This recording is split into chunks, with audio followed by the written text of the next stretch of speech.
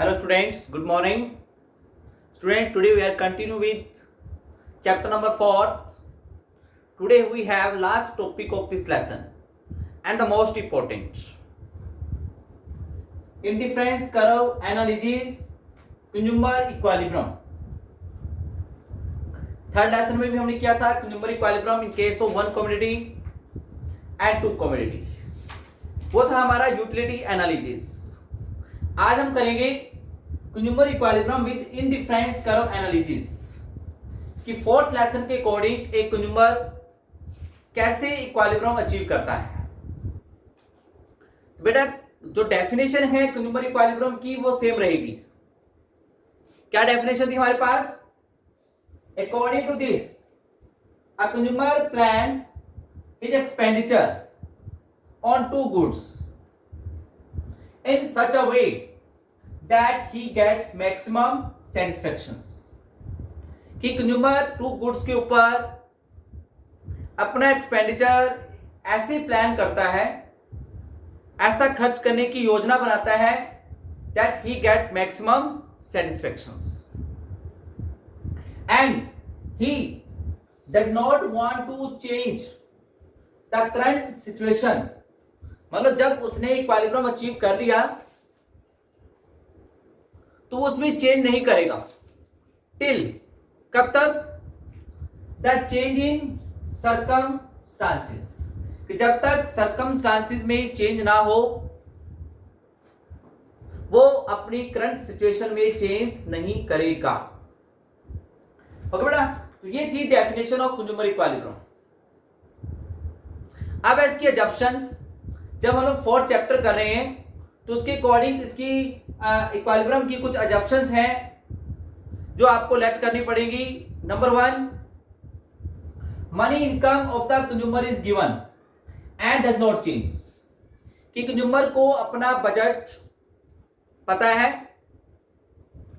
कितना पैसा उसने खर्च करना है और उसमें चेंज नहीं करेगा. क्योंकि बेटा जब तक हमें उसका बजट नहीं पता होगा हम कंज्यूमर की बजट लाइन ड्रॉ नहीं कर सकते. ठीक है ना. तो सबसे पहले उसका बजट पता होना चाहिए, उसकी इनकम पता होनी चाहिए. The two goods are substitute of each other. Two goods हैं, दोनों ही एक दूसरे का सब्स्टिट्यूट्स हैं. मतलब ये गुड बाइक है, एप्पल मान लेते हैं, और इधर क्या है? ऑरेंज. एप्पल और ऑरेंज दोनों गुड सब्स्टिट्यूट्स हैं, मतलब can be used in place of each other. दोनों का यूज हम एक दूसरे के स्थान पर कर सकते हैं. The consumer is rational.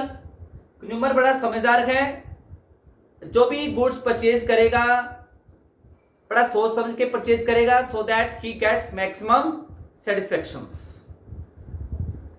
The consumers preferences are monotonic. मैंने आपको बताया था फर्स्ट वीडियो के अंदर कि कंज्यूमर की प्रेफरेंसेस क्या होती है बेटा? मोनोटोनिक होती है. मतलब a consumer always wants more goods because more goods always give him more satisfactions. Okay बेटा, तो ये है उसकी अजम्पशंस. अब बात आती है कंडीशन कि किन कंडीशंस को फुलफिल करके a consumer can get maximum satisfaction and can get his equilibrium. कि कौन सी कंडीशन पूरी होंगी कि कंज्यूमर का इक्विलिब्रियम आ जाएगा. नंबर 1 बेटा ध्यान से देना, कंडीशन इसकी ध्यान से समझने वाली चीज है. नंबर 1 कंडीशन है MRS XY is equal to PX by PY. आप करके आए हो प्रीवियस वीडियो के अंदर. MRS XY क्या होता है पता है? आप याद आपको MRS XY होता है slope of indifference curve. MRS marginal rate of substitution means the rate at which the consumer is willing to substitute good X for Y. मतलब किस रेट पे कंज्यूमर Y का सेक्रीफाइस करेगा X की additional unit लेने के लिए. यानी ये कंज्यूमर की प्रेफरेंसेस हैं. ठीक है ना. Equal to P X by P Y. और पी एक्स पी वाई किसका स्लोप है बेटा? याद होगा आपको, slope of budget line. Slope of budget line मतलब मार्केट आपको अलाउ करती है कि किस रेट पे आप लोग एक्स को सब्स्टिट्यूट कर सकते हो वाई के लिए। मतलब आपको याद होगा बेटा, आपको मैंने बताया था कि मान लो पी एक्स 10 रुपीज की है और पी वाई कितनी है? 20 की। तो P X by P Y क्या बनेगा? 10/20 यानी 1/2। मतलब y की आप लोग 1 यूनिट देकर, ये लॉस होता है, y की 1 यूनिट देकर आप x की 2 यूनिट ले सकते हैं। ठीक है बेटा, ये मार्केट कहती है आपको। मार्केट क्या कहती है कि बजट लाइन का स्लोप क्या है? बजट लाइन का स्लोप 1/2 यानी P X by P Y. ये मार्केट का है रेट कि आप लोग किस रेट पर x को सब्स्टिट्यूट कर सकते हो y की जगह पर। और एमआरएस एक्स वाई क्या बेटा? ये आपकी प्रेफरेंसेस हैं कि आप लोग x के लिए y का कितना सेक्रीफाइस करना चाहते हैं। सिंपल सी बात है बेटा। आप मार्केट गए, मैंने पहले भी आपको एग्जांपल दिया था, मार्केट गए आप लोग कि आपने एक मार्केट में जाकर आपने मान लो एक पैंट शर्ट लेनी है, शॉपकीपर आपको दिखाता है, ठीक है, और आपने देखकर मन के अंदर उसका रेट बना लिया कि पैंट शर्ट ये 1000 रुपीज की है। कितने की है? 1000। मतलब पैंट शर्ट के लिए आप लोग 1000 रुपीज सेक्रीफाइस करने के लिए तैयार हैं। तो आपकी एमआरएस एक्स वाई क्या बनी? क्या बनी? 1000 आप देना चाहते हो एक पैंट शर्ट के लिए, ये आपका रेट है एमआरएस एक्स वाई 1000/1। अब शॉपकीपर से आपने रेट पूछा तो शॉप कहता है 1000 रुपीज की है, तो वो उसका रेट है, यानी पी एक्स पी वाई 1000/1। वो भी 1000 लेना चाहता है, आप भी देना चाहते हो, इसका मतलब आपने इक्विलिब्रियम अचीव कर लिया। देखो बेटा क्या कहता है, MRS X Y equal to P X by P Y. It means the rate at which the consumer is willing to substitute X for Y is equal to the rate at which the market allows the consumer to substitute x for y। दोनों की rate बराबर है। इसका मतलब इसके आगे और लिखेंगे बेटा, इट मींस जब भी इक्विलिब्रियम आएगा आपका इंडिफरेंस कर्व बजट लाइन को टेंजेंट करेगा, मतलब टच करेगा। क्या लिखूंगा? Indifference curve is tangent to the budget line. दोनों एक दूसरे को टच करते हुए होंगे। जिस पॉइंट पे टच करेंगे that is the point of equilibrium. Second condition, IC is convex at the point of equilibrium. IC यानी indifference curve is convex at the point of equilibrium. जब भी इक्विलिब्रियम आएगा उस टाइम इंडिफरेंस कर्व की shape कैसी होगी? Convex, जो show करती है। कन्वेक्स कब होती है आईसी? पढ़ा आपने फीचर्स के अंदर, IC is convex to the region when MRS X Y is declining.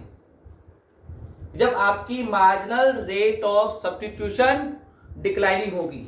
आपने टेबल में की थी 5:1, 4:1, 3:1, 2:1 लगातार डिक्लाइनिंग हो रही थी। क्यों हो रही थी? Because of the law of diminishing marginal utility. ठीक बेटा, उसको रिमाइंड करना है आपने, जिसकी वजह से आपकी एमआरएस एक्स वाई डिक्लाइनिंग हो रही है। एक्स के लिए आप वाई का सेक्रीफाइस तो करोगे, बट किस रेट पे करोगे? कम रेट पे, लेस। ठीक बेटा, MRS X is decline.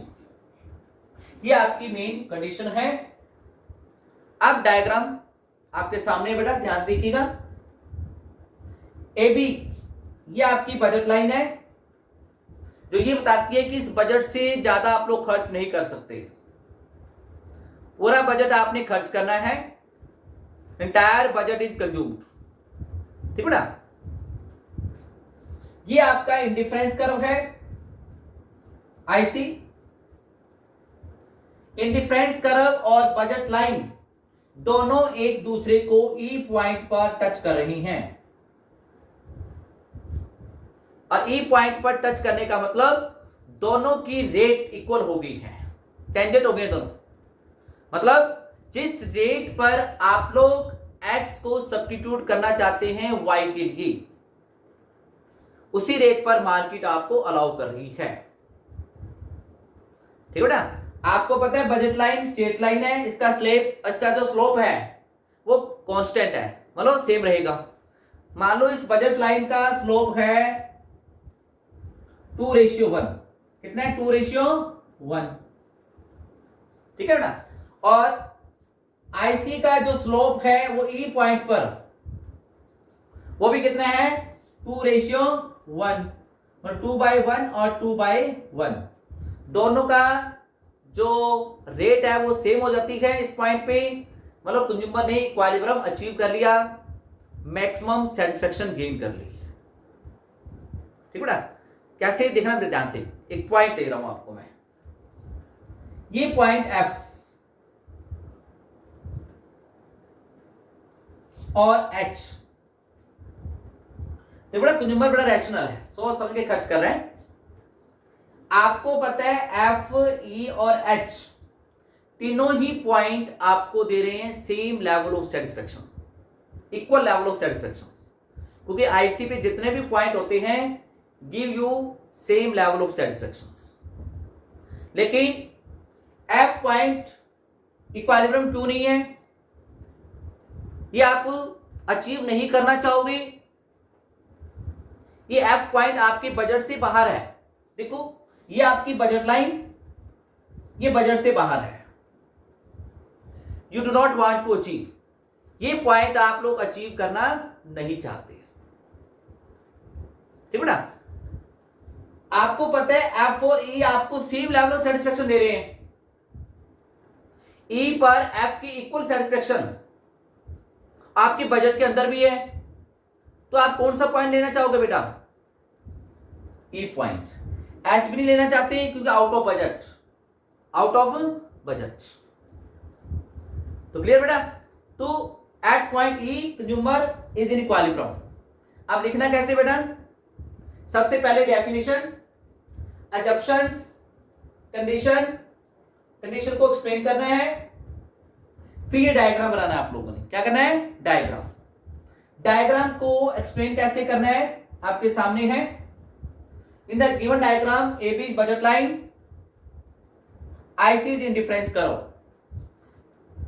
Both the curve touches at point E. E is the point of equilibrium.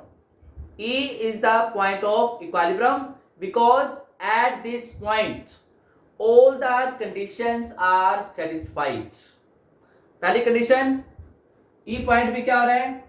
MRS XY is equal to PX by PY, मतलब IC is tangent to the budget line. Second condition, IC is convex at the point of equilibrium, मतलब क्या लिखोगे? At the point, at E point IC is also convex to the origins. ठीक है ना। तो ये आपका है कंज्यूमर इक्विलिब्रियम। इस पॉइंट पे कंज्यूमर ने इक्विलिब्रियम अचीव कर लिया है। वो OY यूनिट लेगा किसकी? Y गुड्स की, एप्पल की, और OX यूनिट लेगा वो गुड X। ठीक है ना। तो इस क्वेश्चन को आपने लिखना है बेटा। ये आपका क्वेश्चन 4 मार्क्स का है। जो लिखा हो मैंने आपके सामने, बुक से कंपेयर करना, थोड़ा बुक्स में से रीड करना आप लोग, और इसकी एक्सप्लेनेशन देनी है आपने। ठीक है ना। तो ये था आपका consumer equilibrium with indifference curve analysis. Okay बेटा। कुछ इसकी वायलेशन है, ठीक है ना, वो भी हम अभी करेंगे।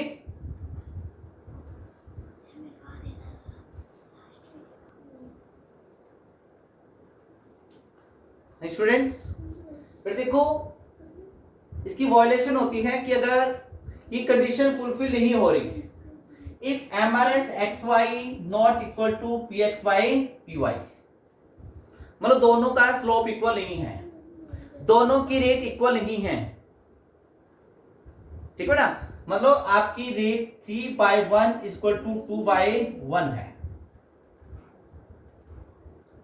मतलब आप x के लिए y की 3 यूनिट देना चाहते हैं, मार्केट कहती है आपने x के लिए 2 देनी है y की यूनिट। जैसे मार्केट में आप लोग गए बेटा, सिंपल सी बात है, मैंने अभी पैंट का एग्जांपल दिया था, पैंट शर्ट का, आपको पैंट शर्ट पसंद है और आपने मन के अंदर उसका रेट बना लिया है, आपकी प्रेफरेंसेस क्रिएट हो गई हैं कि इस पैंट शर्ट के लिए मैं 1500 रुपए देने को तैयार हूं, लेकिन दुकानदार कहता है कि 1000 रुपए देने हैं, 1000 रुपीज। इसका मतलब आप ज्यादा देना चाहते हैं, आपको क्या लगेगा यार बहुत सस्ता है, तो मैं तो इसके लिए 1500 रुपए देना चाहता था, 1500, ये 1000 ही कह रहे हैं, तो मन में आपकी एक डिजायर पैदा होती है, क्योंकि आपकी प्रेफरेंसेस क्या है, मोनोटोनिक। आपको लगेगा कि मैं एक और ले लूं, अगर आपका बजट आपको अलाउ कर रहा है तो आप चाहेंगे मैं एक और ले लूं, ठीक है ना, लेकिन आपको पता है जो सेटिस्फेक्शन फर्स्ट पैंट शर्ट से मिलेगी उतनी उससे नहीं मिलेगी, तो आपकी एमआरएस एक्स वाई क्या होती जाएगी, कम होती जाएगी। आप कब तक परचेजिंग करते रहोगे, कब तक, जब तक जितना आप देना चाहते हो उतना शॉपकीपर लेना चाहता है, दोनों क्या हो जाएंगे, इक्वल, ठीक है ना। तो एक छोटा सा एग्जांपल है, अब जब दोनों इक्वल नहीं है तो आपके पास दो केस बनते हैं, देयर आर 2 केसेस। नंबर 1, या तो एमआरएस एक्स वाई ग्रेटर है पी एक्स पी वाई से, या सॉरी ग्रेटर है या लेस देन है। जैसे बताया आपको, या तो 3/1 है या 1/1 है, तो क्या करेंगे, इस इक्विलिब्रियम पे कैसे पहुंचेंगे, इक्वल कैसे करेंगे, उसको इक्वल कैसे करेंगे। इस ग्राफ पे देखिए बेटा, इस ग्राफ के ऊपर एफ पॉइंट के ऊपर एमआरएस एक्स वाई ग्रेटर है पी एक्स पी वाई पर, एच पॉइंट पर MRS X Y less than है पी एक्स पी वाई पर। तो बेटा देखो सिंपल सी बात है, एफ से आपने ई पॉइंट पर आना है, कैसे आएंगे, आपने डाउनवर्ड आना है अलोंग द आईसी, कैसे आएंगे। तो नेचुरली बात है बेटा, आप लोग देख रहे हैं आपको डायग्राम के अंदर, जब आप एफ से ई की ओर आ रहे हैं तो natural more consumption of good X and less consumption of Y, यही आपने इसके अंदर लिखना है। In this case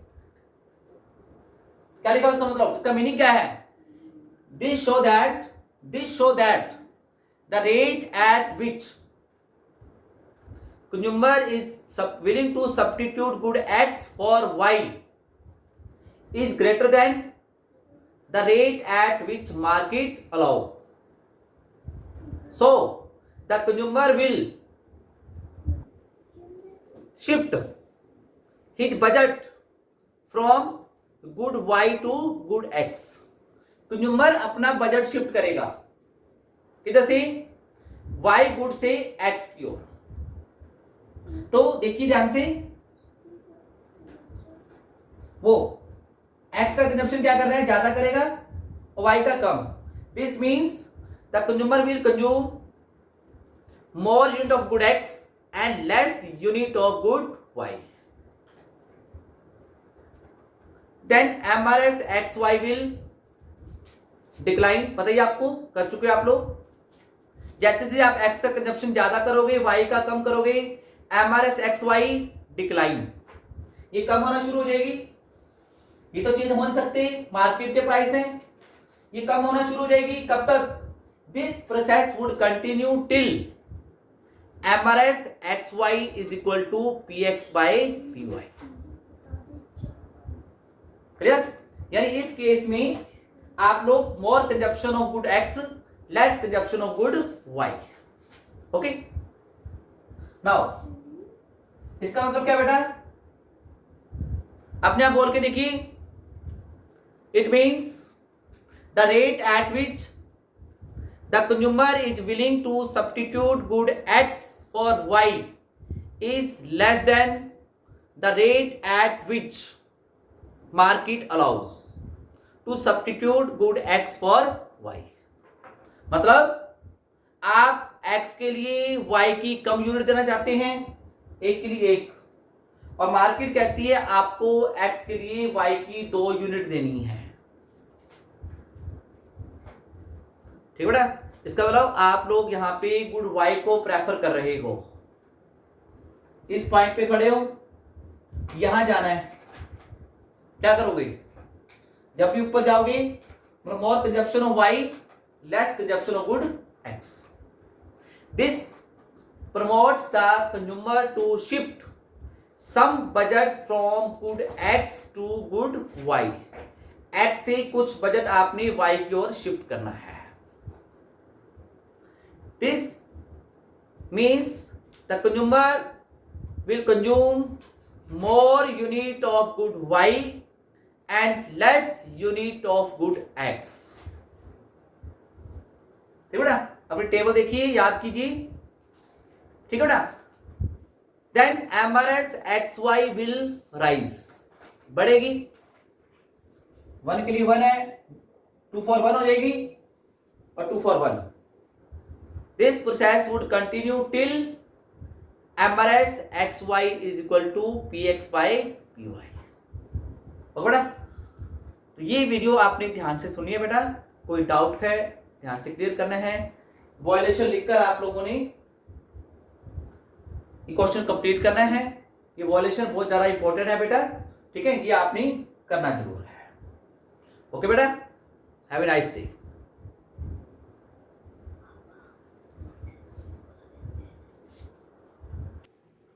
hello students, meet my son Ketan. He want to say something to you. Friends, good luck, students. My name is Ketan. I read in 4th class.